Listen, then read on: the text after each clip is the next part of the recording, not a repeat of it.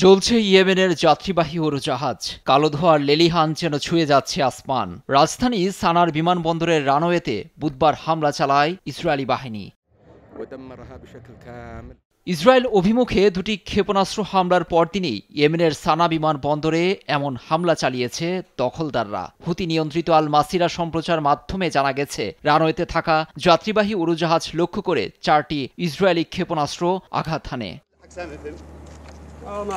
সানা আন্তর্জাতিক বিমানবন্দরের মহাপরিচালক খালেদ আল সাইফ এক্স হ্যান্ডেলে জানান, হামলায় যাত্রীবাহী ইয়েমেনীয় এয়ারলাইন্সের বেসামরিক বিমানগুলো পুরোপুরি বিধ্বস্ত হয়ে গেছে। বিমানগুলো হজযাত্রীদের নিয়ে সৌদি আরবের উদ্দেশ্যে রওনা হওয়ার কথা ছিল। এ ঘটনায় বিপাকে ইয়েমেনীয় হজযাত্রীরা। ইসরায়েলি প্রতিরক্ষামন্ত্রী কালসের দাবি, হুতিদের অবস্থানে নির্ভুল হামলা চালিয়েছে আইডিএফ। এমনকি শেষ বিমানটিকেও ধ্বংস করে দেয়া হয়েছে। আর ইসরায়েলি প্রধানমন্ত্রী বিনিয়ামিন নেতানিয়াহু হুঙ্কার দিয়ে বলেছেন, ইসরায়েলের জন্য যারা ক্ষতির কারণ হয়ে দাঁড়াবে তাদের এভাবেই ধুলোয় মিশিয়ে দেয়া হবে। ধারণা করা হচ্ছে, বিমানবন্দরে হামলায় ব্যাপক আর্থিক লোকসানের মুখে পড়েছে হুতি। কঠিন বদলা নেয়ার হুঙ্কার দিয়েছেন গোষ্ঠীটির নেতা আব্দুল মালিক আল হুতি।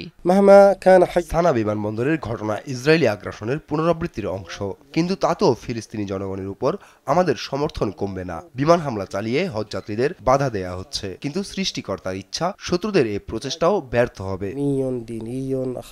চলতি বছর ইয়েমেনের গুরুত্বপূর্ণ বেশ কয়েকটি জায়গায় হামলা চালিয়েছে ইসরায়েলি বাহিনী। লুৎফর কবির, নিউজ ডেস্ক, দেশ টিভি।